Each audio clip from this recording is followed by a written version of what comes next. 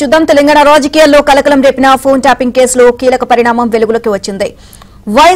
YS Sharmila phone కూడా tap చేసినట్లు పోలీసులు గుర్తించారు. వైసీపీ హయాంలో అత్యంత గోప్యంగా షర్మిల ఫోన్లను ట్యాప్ చేసినట్లు తేలింది.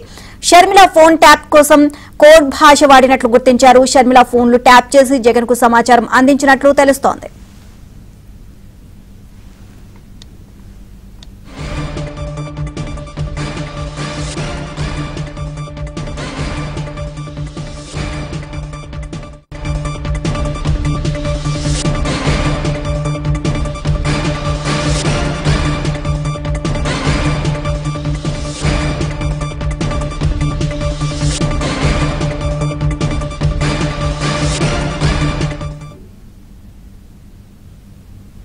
ఓవరాల్ ఇదే అంశానికి సంబంధించి మరిన్ని అప్డేట్స్ మా క్రైమ్ కరెస్పాండెంట్ ప్రవీణ్ అడిగి తెలుసుకుందాం. ప్రవీణ్, ఫోన్ ట్యాపింగ్ వ్యవహారానికి సంబంధించి ఒక్కొక్క విషయం వెలుగులోకి వస్తుంది. దీనికి సంబంధించి షర్మిల ఆమె ఫోన్ కూడా ట్యాప్ చేసినట్లుగా కూడా ఈ విషయం బయటకు రావడం జరిగింది. ఓవరాల్ గా దీనికి సంబంధించి అప్డేట్స్ ఏంటి?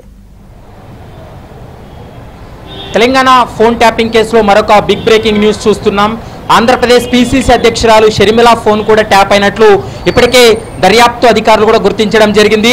ఎందుకంటే గతంలో తెలంగాణలో ఆమె పార్టీ ఏర్పాటు చేసినటువంటి సమయంలో అప్పటి ప్రభుత్వం బీఆర్ఎస్ ప్రభుత్వం షర్మిల యొక్క ఫోన్ ట్యాప్ చేసి ఆ సమాచారాన్ని అప్పటి ఆంధ్రప్రదేశ్ ముఖ్యమంత్రిగా ఉన్నటువంటి జగన్మోహన్ రెడ్డికు సమాచారం అందించారనేటువంటి ఆరోపణలు కూడా వస్తున్నాయి. ప్రస్తుతం వాటికి సంబంధించి కూడా కొన్ని కీలకమైనటువంటి విషయాలు వెలుగులోకి వచ్చినటువంటి పరిస్థితి కూడా కనపడుతుంది.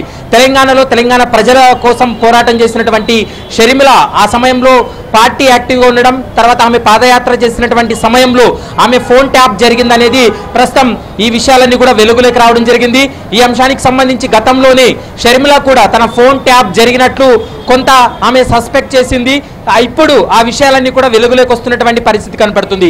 ఈ కేసులో ఎస్ఐబి అధికారులను విచారణ జరిపినటువంటి సమయంలో ఒక్కొక్క అంశాలు కూడా బయటపడుతున్నాయి. కొద్ది నిమిషాల క్రితమే పిసిసి అధ్యక్షుడు మహేష్ కుమార్ గౌడ్తో పాటు తర్వాత జెడ్పీ చైర్పర్సన్ గా పనిచేసినటువంటి సరిత కూడా ఆమె వాళ్ళ ఫోన్ ట్యాప్ అయినట్లు ఇప్పటికే ఫిర్యాదు చేశారు. కాబట్టి వాళ్ళ స్టేట్మెంట్ కూడా ప్రస్తుతం జూబ్లీహిల్స్ పోలీసులు రికార్డ్ చేస్తున్నటువంటి పరిస్థితి కనపడుతుంది. తాజాగా ఏపీ పీసీసీ అధ్యక్షురాలు ఉన్నటువంటి షర్మిల ఫోన్ ట్యాప్ అయినట్లు ఇప్పటికే గుర్తించారు. షర్మిలకు కూడా నోటీసు జారీ చేసి ఆమెను కూడా సాక్షులుగా పెట్టేటువంటి అవకాశం ఉంటుంది. షర్మిల యొక్క స్టేట్మెంట్ను కూడా జూబ్లీహిల్స్ పోలీసులు రికార్డ్ చేసేటువంటి అవకాశం అయితే కనపడుతుంది. అప్పటి బీఆర్ఎస్ ప్రభుత్వం అక్కడ వైసీపీ ప్రభుత్వంతో మంచి సంబంధాలు ఉండడం వల్ల ఆమె ఎవరితో మాట్లాడుతుంది, ఏ రాజకీయ నాయకులతోటి టచ్లో ఉందనేటువంటి అంశాలన్నిటిపైన కూడా అప్పటి బీఆర్ఎస్ ప్రభుత్వం జగన్మోహన్ రెడ్డికి స్వయంగా వివరాలన్నీ కూడా అందించారనేది ప్రస్తుతం ఆరోపణలు వినపడుతున్నాయి. వాటికి సంబంధించి షర్మిల కూడా స్పందించేటువంటి అవకాశం ఉంటుంది. రేపు వైజాగ్ పర్యటనలో ఎయిర్పోర్ట్లో ఈ ఫోన్ ట్యాపింగ్ వ్యవహారానికి సంబంధించి ఆమె కూడా రెస్పాండ్ అయ్యేటువంటి అవకాశం అయితే కనపడుతుంది. గతంలో తెలంగాణలో ఉన్నటువంటి సమయంలో కూడా ఆమె ఫోన్ ట్యాప్ జరగడం, తర్వాత ఆమె మూమెంట్స్ అన్నింటినీ కూడా అప్పటి ప్రభుత్వం వారు ముందస్తుగానే తెలుసుకొని ఆమెను అడ్డుకట్ట వేయడం, తర్వాత ముందస్తు అరెస్టులు చేయడం, లేదా ఆమెను హౌస్ అరెస్టులు చేసినటువంటి సందర్భాలు కూడా కనపడుతున్నాయి. మరోవైపు ఆమె ఏ రాజకీయ నాయకులతో మాట్లాడుతుందనేటువంటి విషయాలతో పాటు ఆమె వ్యక్తిగతంగా మాట్లాడేటువంటి కాల్స్ అన్నింటినీ కూడా ట్యాప్ చేసి జగన్మోహన్ రెడ్డికి కూడా సమాచారం అందించారనేది ప్రధానంగా అభియోగాలు ఉన్నాయి. కాబట్టి ఆమె స్టేట్మెంట్ రికార్డ్ చేస్తే ఈ కేసులో మరికొన్ని కీలకమైనటువంటి అంశాలు కూడా బయటపడేటువంటి అవకాశం ఉంటుంది. ఈ ఫోన్ ట్యాపింగ్ వ్యవహారానికి సంబంధించి షర్మిల దగ్గర కూడా కొంత సమాచారం ఉందనేది మనకున్నటువంటి సమాచారం ప్రకారం తెలుస్తుంది. మరి జూబ్లీహిల్స్ పోలీసులు షర్మిల స్టేట్మెంట్ రికార్డ్ చేయబోతున్నారా, ఆమెను కూడా ఈ ఫోన్ ట్యాపింగ్ కేసులో సాక్షులుగా పెట్టబోతున్నారనేది మాత్రం చూడాల్సినటువంటి అవసరం ఉంటుంది. ప్రస్తుతం అయితే మాత్రం దాదాపు 25 మంది సాక్షులకైతే నోటీసులు జారీ చేశారు.